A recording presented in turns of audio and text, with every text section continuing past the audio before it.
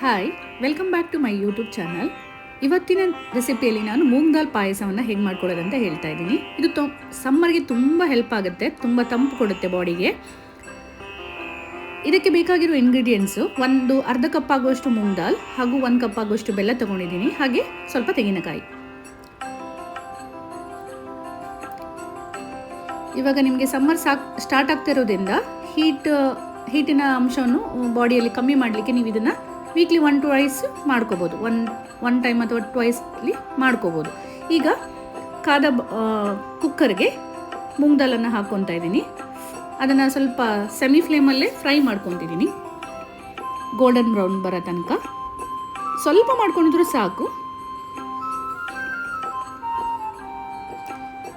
ಈಗ ನಿಮಗೆ ಇನ್ಸ್ಟೆಂಟಾಗಿ ಬಾಡಿಯಲ್ಲಿ ಹೀಟ್ ಆಗಿದೆ, ಹಾಗೆ ಏನಾದರೂ ಸ್ವಲ್ಪ ಲಿಕ್ವಿಡಲ್ಲಿ ಏನಾದರೂ ಕುಡಿಬೇಕಂದಾಗ ಇದನ್ನು ನೀವು ಪಾಯಸದ ಥರ ಕುಡಿಬೇಕನ್ನೋಕ್ಕಿಂತ ಸ್ವಲ್ಪ ತುಂಬ ಲಿಕ್ವಿಡಾಗಿ ಮಾಡಿಕೊಂಡು ಸ್ವಲ್ಪ ಜ್ಯೂಸ್ ಥರನೂ ಕುಡಿಬೋದು. ನಾನು ವಾರದಲ್ಲಿ 2 ಟೈಮ್ ಮಾಡ್ತೀನಿ ಇದನ್ನು. ಇವಾಗ ನೀವು ಕುಕ್ಕರ್ನ 2 ಲೋಟ ಗ್ಲಾಸಲ್ಲಿ ನೀರು ತಗೊಂಡುಕೊಂಡು ಕುಕ್ಕರಲ್ಲಿ ಬೇಯಿಸ್ಕೊಳ್ಬೇಕು. ಅದು ವಿಸಿಲ್ ಹೊಡೆಯೋಕ್ಕೆ ಮುಂಚೆ ನಾನು ಒಂದು ಮಿಕ್ಸಿ ಜಾರಲ್ಲಿ ತೆಂಗಿನಕಾಯಿ ಹಾಕ್ಕೊಂಡು ಅದರ ರಸವನ್ನು ಸ್ಕ್ವೀಸ್ ಮಾಡಿ ತೆಗಿತಾ ಇದ್ದೀನಿ.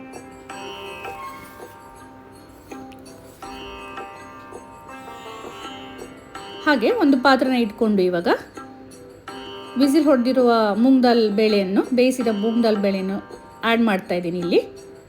ನಂತರ ಬೆಲ್ಲ, ಅದಕ್ಕೆ ಬೇಕಾಗಿರೋಷ್ಟು ಬೆಲ್ಲ ಆ್ಯಡ್ ಮಾಡ್ತಿದ್ದೀನಿ. ಹಾಗೆಯೇ ಚೆನ್ನಾಗಿ ಮಿಕ್ಸ್ ಮಾಡಿ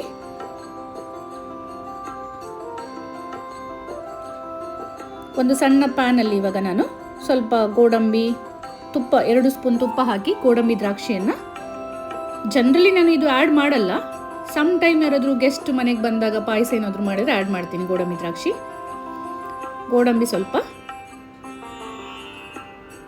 ಹಾಗೆಯೇ ದ್ರಾಕ್ಷಿ ಸ್ವಲ್ಪ ಹಾಕ್ಕೊಂಡು ಸ್ವಲ್ಪ ಫ್ರೈ ಆಗಿದ ತಕ್ಷಣ ಅದನ್ನು ಪಾಯಸದ ಪಾತ್ರೆಗೆ ಆ್ಯಡ್ ಮಾಡ್ತಾ ಇದ್ದೀನಿ. ನಂತರ ಆಫ್ ಮಾಡಲಿಕ್ಕಿಂತ ಮುಂಚೆ ಒಂದು 2-3 ನಿಮಿಷ ಮುಂಚೆ, ಒಂದು 3-4 ನಿಮಿಷ ಮುಂಚೆ ಹಾಲು, ಸ್ಕ್ವೀಸ್ ಮಾಡ್ಕೊಂಡಿರುವ ಹಾಲು ಇದೆಯಲ್ವ, ತೆಂಗಿನಕಾಯಿ ಹಾಲು, ಅದನ್ನು ಆ್ಯಡ್ ಮಾಡಬೇಕು. ಒಂದು 2-3 ನಿಮಿಷ, 3-4 ನಿಮಿಷ ಆದರೂ ಓಕೆ, ಬೇಯಿಸ್ಲಿಕ್ಕೆ ಬಿಡಬೇಕು. ಅದು ಬಾಯ್ಲ್ ಆಗುತ್ತೆ. ಬಾಯ್ಲ್ ಆಗಿದ ತಕ್ಷಣ ನಮಗೆ, ನಾನು ನೋಡಿ ಕನ್ಸಿಸ್ಟೆನ್ಸಿ ಸ್ವಲ್ಪ ಲಿಕ್ವಿಡೆಲ್ಲ ಇದೆ, ಏನಕ್ಕಂದರೆ ನನಗೆ ತುಂಬ ತಿಕ್ಕಾಗಿ ಕುಡಿಯೋಕ್ಕೆ ಇಷ್ಟ ಆಗಲ್ಲ. ಹಾಗೆ ನಾನು ಇದನ್ನು ಇವಾಗ